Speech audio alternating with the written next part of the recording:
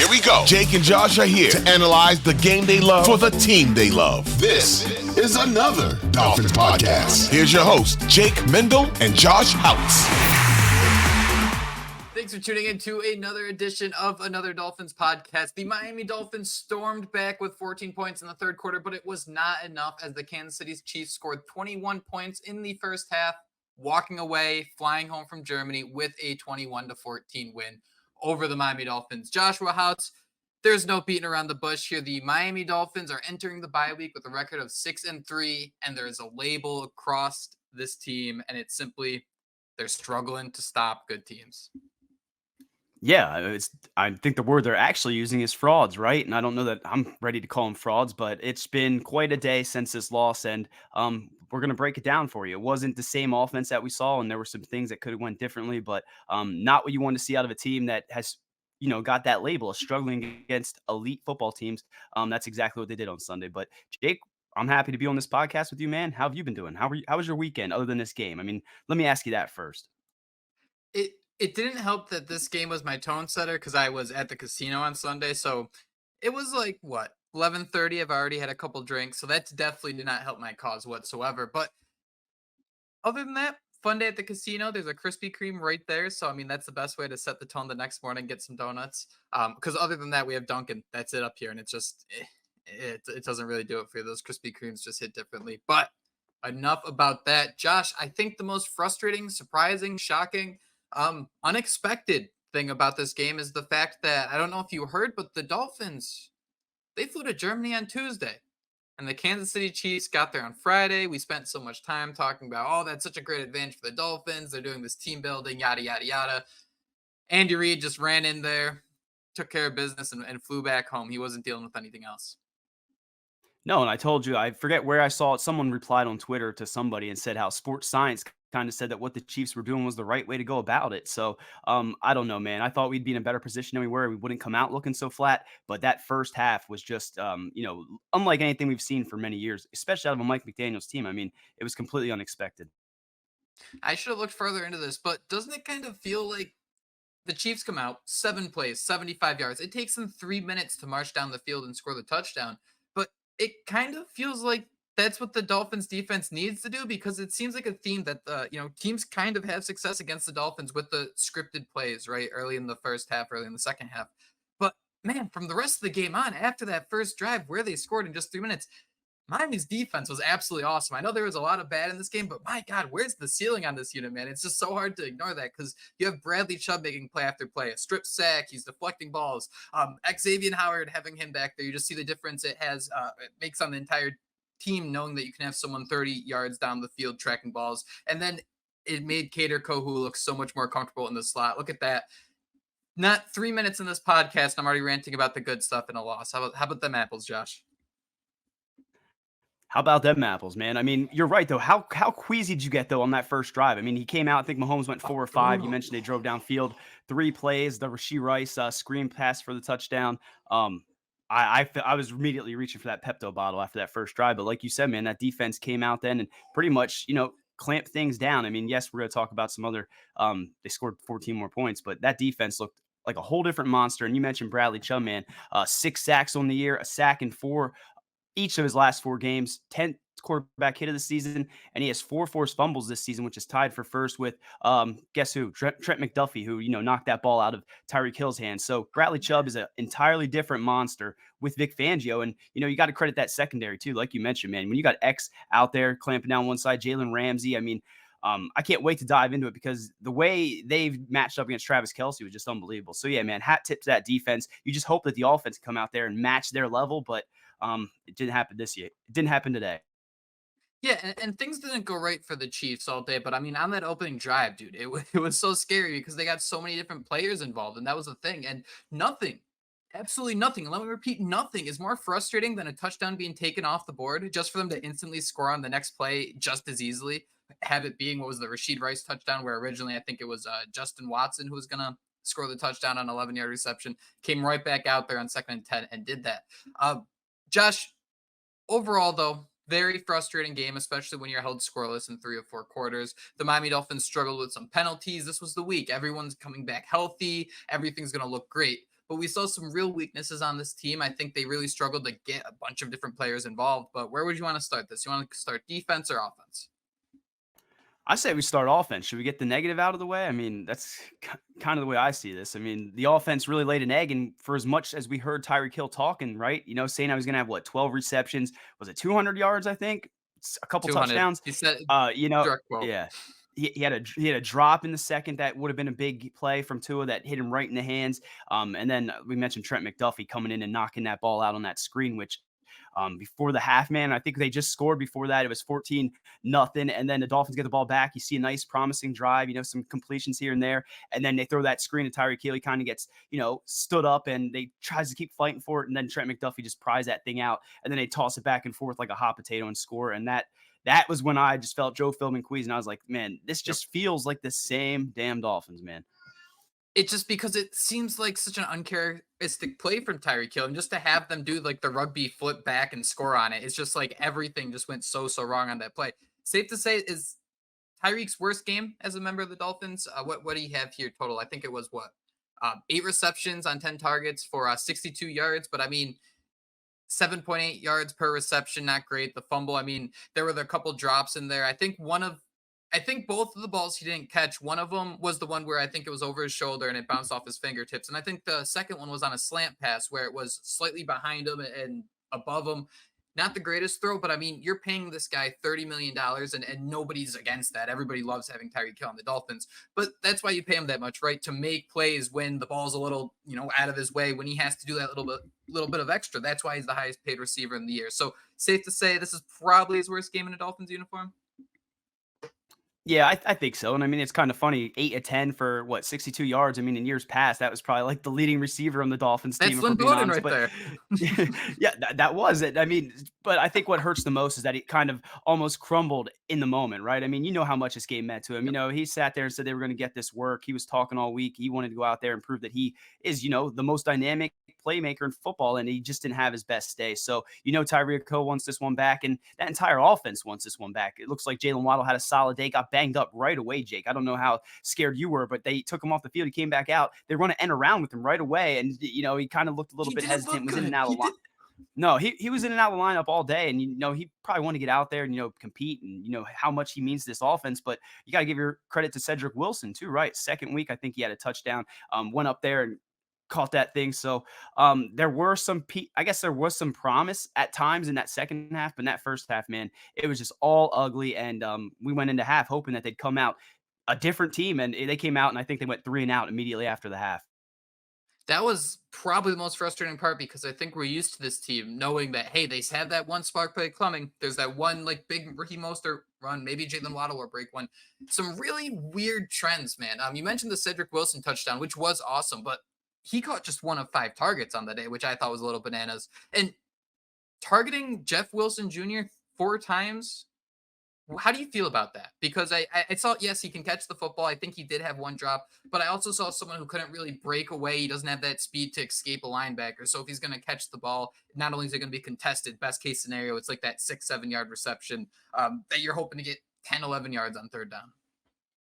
Yeah, it was a little bit odd, but I'd wonder how much of Salvon Ahmed's play factored into that, right? I mean, I wish I didn't see as much Salvon Ahmed as we did yesterday. There was a play early in the first half. I think it was a 3rd and 15 screen where Tyreek Hill was running a wide receiver screen. They faked it to him.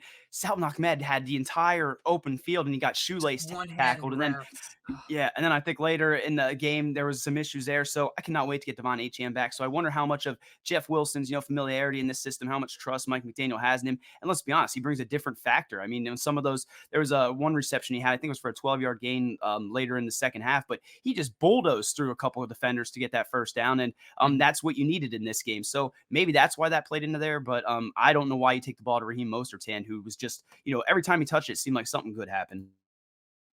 Yeah, so Salvon Ahmed played 19 snaps, 30% of Miami's snaps on offense. And it just seemed like a weird distribution of targets. I mean, Ced Wilson targeted 5 times. Durham Smythe had his 3 receptions, and he deserves all the credit in the world. He wasn't a walking blue after the game, just work pail. He's always got that work pail. He'll get those first downs even when he's getting clobbered. But I mean, Alec Ingold targeted once, 1 reception for 1 yard. Raheem Mostert targeted just once, no receptions. Braxton Berrios isn't even on this list. We see Chase Claypool out there. He's not on this list. So very weird how they were unable to get different guys involved. When you do, you can clearly see that this was a Kansas City Chiefs defense that was simply going to stop Tyreek Hill. They had guys around him all day that really dictated what the Dolphins wanted to do on offense. It was just confusing to me that understanding that this, Steve Spagnuolo defense is going to blitz you a lot and it's going to lock away your number one receiver.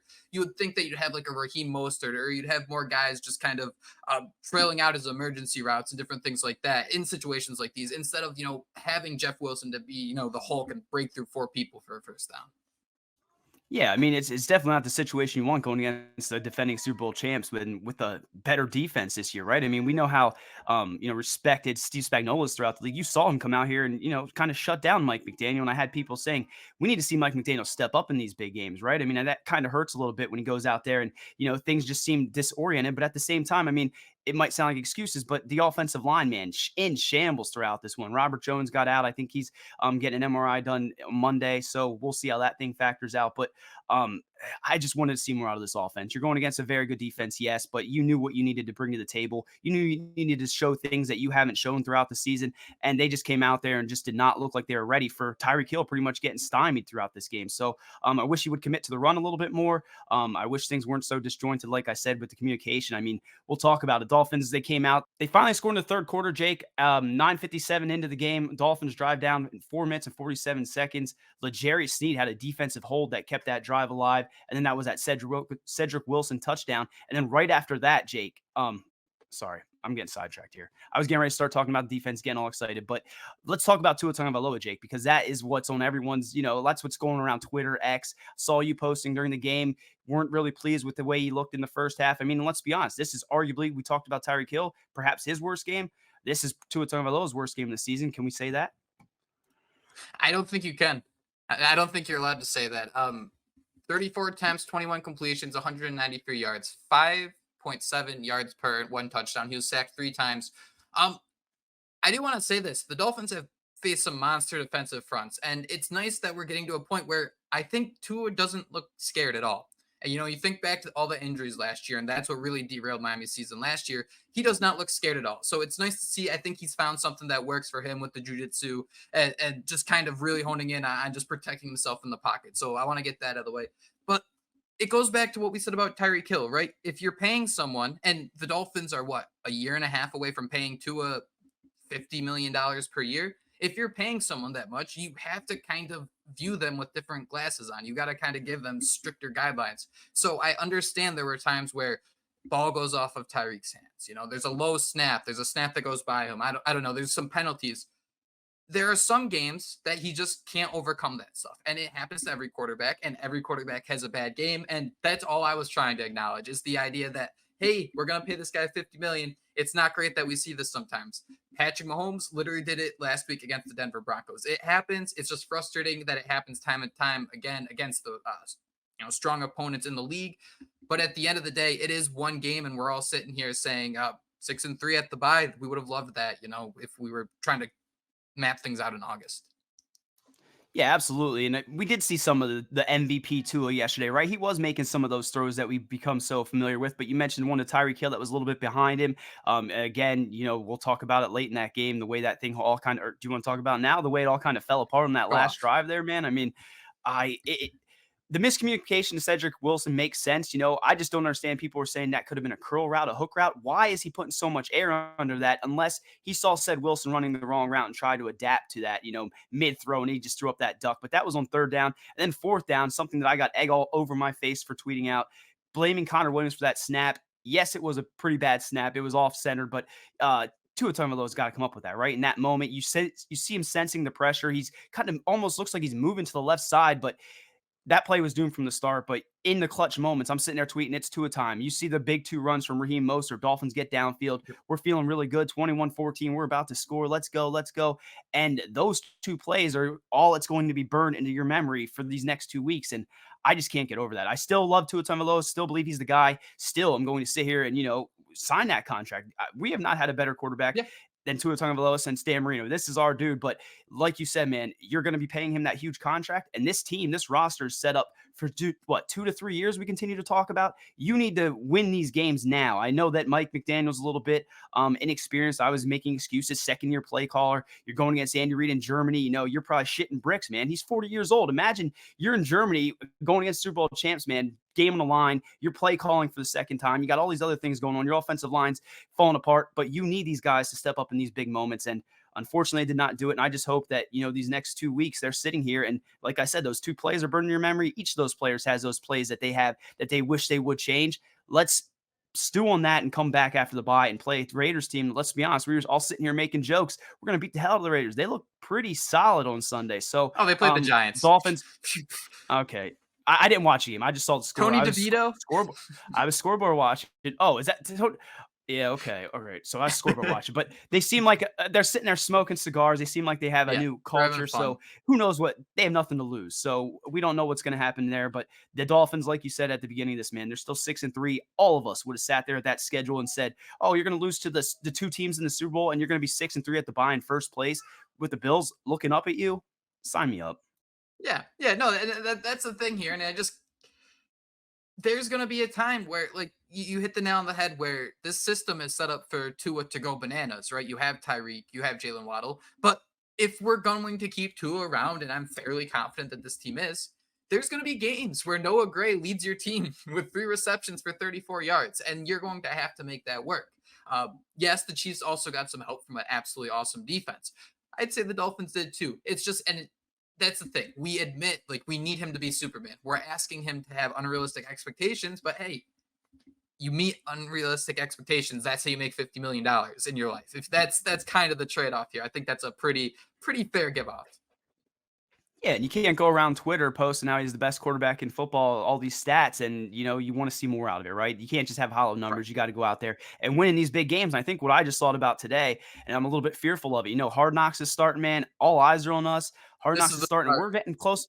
We're getting closer to December, man. And we know Tua Tagovailoa historically does not play well in December. So obviously a lot more home games this year. I think 5 of the last 7 are at home. Dolphins are a juggernaut at home, it seems. Just cannot play on the road. But we're going to really see what this team is. But let's just say it right now. The Dolphins lost on Sunday because of that offense, and it was a complete team unit, right? It wasn't just Tua Tagovailoa. It wasn't Tyreek Hill. It was an entire unit, and we just got to be better. But again, I think a lot of Dolphin fans have way too high expectations and expect, Rome to be built in a day, and it's just going to take some time, and it's going to take these lumps and bruises, but it's how you fight back from it that's truly going to decide. Because let's be honest, we're going to already talk about the defense, man, and we were all sitting there down on the defense at the beginning of this season.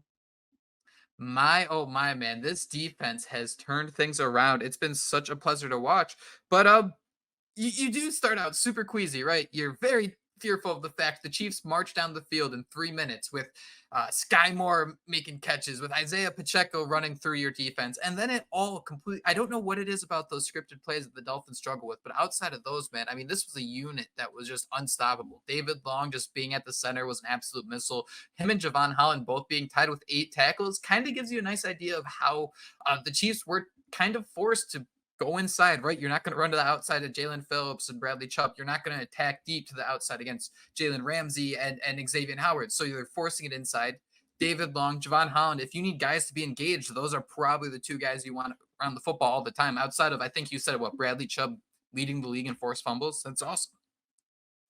Yeah, man. And I mean, it's kind of what you expected again at the beginning of the year when this whole thing came together. You mentioned David Long. I did have written down in my notes. I think he was the one at fault for that Jerick McKinnon touchdown where he kind of leaked out of the backfield. It looked like everyone kind of, drew their attention to Travis Kelce, which obviously, but it was just a great effort. And you mentioned Kader Kohu, man, that pass breakup was so clutch late in that fourth quarter. I had to make sure I gave him a shout out. And then he runs off the field. And I don't know if he was doing his, acting like he had big balls or whatever, but I was just dying laughing at that and thought it was the funniest thing. But you're seeing this unit come together, and to think about what the offense did throughout the first few weeks of the season, now to think how this defense is starting to catch up. Jalen Ramsey's only played his second game. We're only starting to see these guys all come together for, the first time this year, and they're going to get healthier throughout the season. They now have a week of rest, and this is exactly what you want to see going against the Kansas City Chiefs, right? Because you mentioned how Patrick Mahomes, you don't want Tua to fall apart or have those critical misses in those late situations, but there was a 3rd and 1 late in that game where Patrick Mahomes, they needed that to clinch this game, and the Dolphins stepped up in a huge way, man. They had Mhm. Travis Kelce blanked, I think Jalen Ramsey and Deshaun Elliott were covering him. So the way the Dolphins handled that Kansas City Chiefs offense, who again, it's Patrick Mahomes and a Travis Kelce, and then, a bunch of solid and good pieces. But the way the Dolphins were able to bounce back after that first drive was just awesome and a testament to where we can go with this unit. I'm just excited to see what the next step is, but they still got a little bit of work to do. The Chiefs had one drive in the second half that was more than 5 plays, and it was still a punt. They held the Chiefs scoreless, giving the Dolphins as many opportunities as necessary to try to complete that comeback. 21 points, though, that's just so hard to overcome, especially facing such a strong opponent like the Kansas City Chiefs. And I mean, that's the thing I want to keep watching. Where do you think the ceiling is for this defense? Is it going to be a weekly thing where we see both Bradley Chubb and Jalen Phillips guaranteed to have at least that sack each, where they can force a turnover, hopefully a little more often than they did against Patrick Mahomes? Granted, Bradley Chubb had the great breakdown, but I mean, they're not going to face Mahomes every week. I can't wait to see the secondary versus a team that's going to try to throw the football a little bit more and need to do something to keep up with Miami's offense. I think this defense is going to start to get turnovers real soon. Yeah, and that's scary to think, right? Because they're doing everything else well. They're containing these offenses. They're keeping themselves in these games. This one, I mean, if you went into this saying you held the Chiefs to 21 points, I think we'd all probably say the Dolphins won that game, right? With the way the offense seemed heading into this week, we would have 100%. If someone came up and said they can see the future, the Chiefs are going to score 21 points, we'd all would have bet our house on this game, and we'd probably all be living on the streets right now. It was just a couple miscues that really derailed the Dolphins in this game. But yeah, man, I agree with you. This Dolphins defense is really coming together nicely. I thought it was interesting because I was really worried on that first drive. It felt like Patrick Mahomes could pick on Andrew Van Ginkel just where he was lined up, especially when he was lined up as an inside linebacker. It was kind of obvious that they were going to try to blitz him. He wasn't going to kind of drop back in coverage. And they could take advantage of that a little bit. But as the game went on, I thought they did a great job of just kind of rotating the guys in and out where, you could see Phillips, Chubb, and Van Ginkel involved, where I think it was only maybe 1 or 2 plays where I found myself saying, why isn't Chubb on the field? And that's just me being greedy, despite the fact he had the sack, the forced fumble, and everything else. Yeah, and we got to give credit to Jerome Baker over these last few weeks. I think he's people are joking, but he's wearing a neck roll now, and it's starting to almost look like a legit linebacker. So, again, you're starting to get these pieces. Brandon Jones didn't travel. I'm sure there were some other guys that we're going to get back, and it's just going to make the team stronger, make that defense stronger. And I think Vic Fangio has finally, got his feet settled down now, right? I think Jalen Ramsey might have been his security blanket. He's like Lionel. Was his name Lionel, the dude that carried a little? Yeah, I think so. I can't remember. Nailed it. I'll have to school you on the entire crew of Charlie Brown. Is my thing? What's that? Is my thing lagging at all? I didn't know if you're getting ready. I don't think so. Is my thing lagging at all? Okay, because you're choppy, but I don't know if it's just I don't know what it is because I reset my remote. Oh shit! I think it might even be me. Oh, well, can you hear me all right though? For everything? Oh yeah, you can hear great, but every now and then it's like just stops, and I'm just like, well, I've been pretty good so far, so I was hoping this whole time it wasn't me. No, but you're good, man. Yeah, and Josh, people did also complain about penalties in this game, but I mean, the Chiefs were penalized 9 times for 69 yards compared to the Dolphins with only 6 penalties for 45. I mean, there were plenty of opportunities, super nice. And you sprinkle in the fact the Chiefs were held to just 3.9 yards per carry. Man, I feel like Isaiah Pacheco's the running back version of this could have been an email because he like flails, he does all this nonsense for like 3 yards and then gets up like he just ran for 60 yards. And it's like, man, this could have been an email. It was 3 yards. Let's get this out of the way. Yeah, I don't know how long he's going to be around this league if he keeps running as hard as he does. I mean, he runs like he just does not care about his body or anybody else's. And you respect it, but yeah, he thought he had a solid game, but overall the Dolphins just completely, that defense looked awesome, man. Final thoughts about this group? What do you want to see 2 weeks from now from this defensive group? Everyone's starting to get healthy. Who's this next guy who takes the next step up? Is it Cam Smith getting involved in the secondary? Do we see a role for Emmanuel Ogbah really develop? Hey, Cameron Good, I think he had a nice special teams play. So is there anyone out there you're seeing, as this tide starts to rise, the one boat we're not expecting? I was going to joke Channing Tindall, but that's not going to happen. I mean, maybe Brandon Jones, maybe. I mean, the way they like to rotate, the safeties out there. I think I posted that one clip of Brandon Jones was against Patriots where he came in and just absolutely blew up a play. So, maybe he's going to I like start that. getting more of a role in this thing, and maybe, he can help those linebackers like we discussed before. So I'll go with Brandon Jones, but I think right now this defense is awesome. I was going to ask you, Jake, is there anything you want to, well, first you talk about the defense, and I want to know if there's anything you want to see from this offense after the bye, because for me, it's just going back to your roots, right? Get back to being healthy, get that offensive line going, and let's get this thing rolling again. Starts with running the football with the offense. I mean, you can go back to that first drive and just the inability at first down, just stuffed right away, just kind of kills things. And it was interesting because it was kind of like like they say in baseball that home runs are rally stoppers sometimes. It was kind of like the Dolphins, like Raheem Mostert would get a 12-yard gain, and then he'd get the no-yard gain, and then be a 2nd and 10. Instead of if you got like a 9-yard gain and then got the 1-yard gain, and it just kind of, the Dolphins could never get on track to mix together some plays. But man, I really like the Brandon Jones pick. You get the bye week to let him rest up, get healthy, be ready for that game against the Raiders. Yeah, maybe seeing another one of these defensive tackles really coming to their own. I mean, we saw Zach Sealer with 2 quarterback hits just be an absolute menace today. Maybe it'd be nice to see some Deshaun hand action, something like that, just as a rotational piece, because I think the Dolphins, it's clear. I mean, they had 4 guys that I think they still do, 4 or 5 guys on pace for 8 sacks or more. I mean, you're going to need everyone. Injuries are still going to happen, but it's really nice to see this group getting healthy, at least for right now.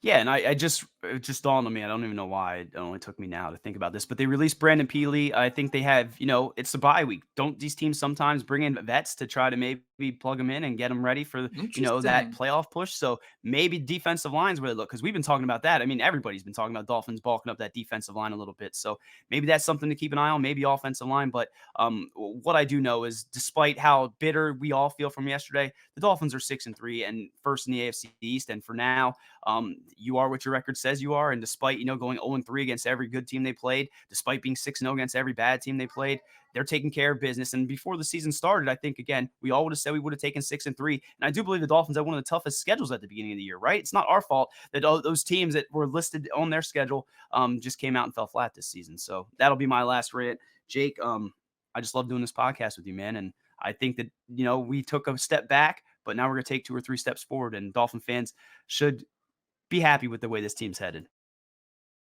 Yeah, sometimes you just got to breathe. The Dolphins are headed in the right direction. It'll be really interesting to see how they respond. They got the bye week. They're going to hear all of it. I mean, go ahead. Oh, I was listening to that jumper song. Need you to step off from that ledge, my friend. That's like I kept thinking about that. I was like, that is just the whole fan base right now. Step back from that ledge. We're going to be okay. Let the third eye stay blind, something like that. Yeah, that's the lame joke. Either way, yeah, man, it's either way, like, we're gonna get 2 weeks of the fraud talk. There's nothing we can do about it. Clearly, we just wanted more from the offense. It's nothing you can do about it now. So yeah, we're see how they reacted to the bye week. See what Mike McDaniel can cook up. But until then, we're on to the Raiders. I think that's pretty much it, man. We'll be back Wednesday with Merrick. We'll show up if there's any breaking news, any injury updates, anything like that. But thank you all for listening to another Dolphins podcast. And until next time, fins up. Fins up.